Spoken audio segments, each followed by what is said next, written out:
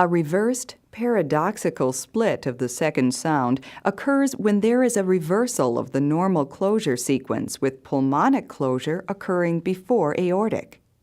During inspiration, the second sound is single, and during expiration, the second sound splits. This paradoxical splitting of the second sound may be heard when aortic closure is delayed, as in marked volume or pressure loads on the left ventricle, i.e., aortic stenosis, or with conduction defects, which delay left ventricular depolarization, i.e., left bundle branch block.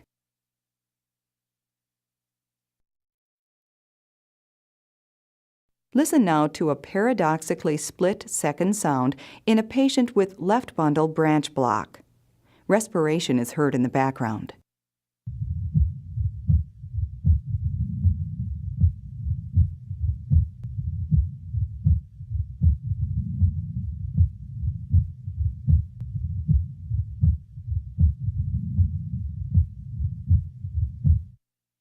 The split will be audible during expiration, and the second sound splitting will be narrow or become single during inspiration. The paradoxically split second sound is heard best at base left, with the diaphragm chest piece.